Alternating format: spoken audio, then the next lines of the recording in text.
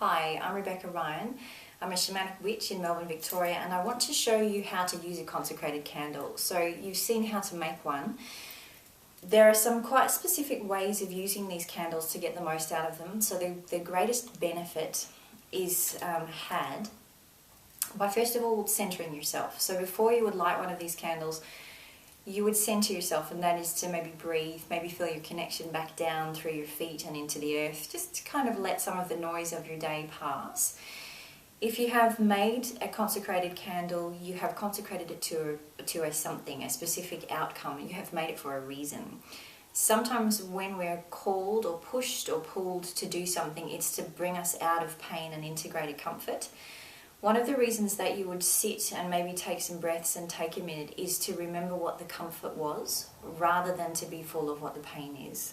So, for instance, if someone's asked for a consecrated candle from me to find their next job, they might be particularly present to the fact that they don't like the job that they're in, or that they're longing for something better. Before they light the candle, I would say just sit for a minute. And remember again that the candle ties you to the job that you want, not to the job that you don't. So this moment to take in is just a moment to drop some of the noise and to be present to what the outcome is that you want, not what the pain is. So once you have that, just a bit of stillness inside of you, there are 3 different stages to lighting a consecrated candle. The first is you would light the candle for just yourself. So that is for peace within. So, to light, you just light it anyhow you want. It doesn't make any difference what implement you use to light with. You would then sit and be present with the candle, or have the candle around you. So you might be in the kitchen doing something. The more attention that you can pay, the more consciously you see the effects of the candle. So if you can, you would be right in front of it, sitting and watching it. For a while now, I will sit and I'll breathe in, and I'll probably look at either the flame or just whatever flirts or whatever catches my eye, and see if I can put a feedback loop in place. So that is to breathe in and to breathe out around the candle, and to just be particularly present to it. This is for peace within. So in the job analogy, this is my peace within myself about being in a job which is inspiring and creative and satisfying for me. When I got to a point where I thought, okay, I feel like I'm resonating with peace within about this particular outcome, I might stop then and blow the candle out, and then leave, do whatever I want to do. When next I come back to this is the second light, and the next time I light it is for peace between. So peace between is about lighting this for peace between me and that job, or peace between me and the real world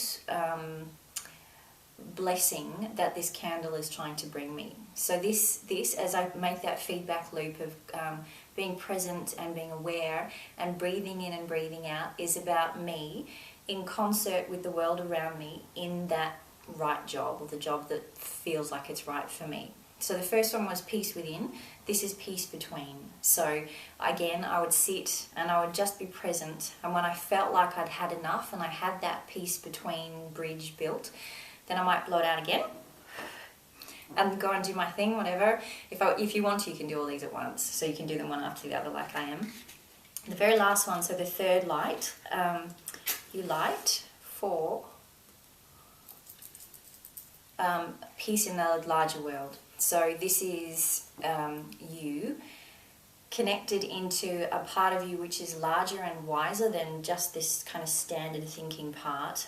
It's like an opening up. So this one, when you're relating to it, so when you're in concert and you've built that feedback loop, this light, this third light, is about expanding you and opening you up. So this is the bit where you're expanded to receive. It's also, you might, on the third light, you might think, oh, actually, I don't think the new job is the solution. This is a big throwing everything back open, like giving it to the universe, giving it to the angels. This is the most prayerful one of these 3 lights. You can burn any amount of the candle that you choose for each of the 3 different sections. It's completely up to you. If you want to, you could make 3 different candles and use one for the first light, one for the second, and one for the third. The way that I have found most helpful for me personally is the first light generally is less long than the third light. I particularly like getting the wisest parts of me to speak into what it is that I'm creating and how I'm creating it and what in fact is waiting for me or what's pushing me from behind. It's completely up to you.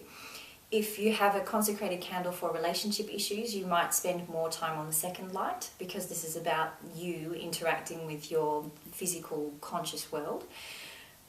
Yeah, it's up to you. You can do candle after candle after candle, so there doesn't need to be a particular kind of cooling off period. It's completely up to you and how much effort or energy, how called you feel to use these. They're magic. So famously, they're always a blessing and they always work.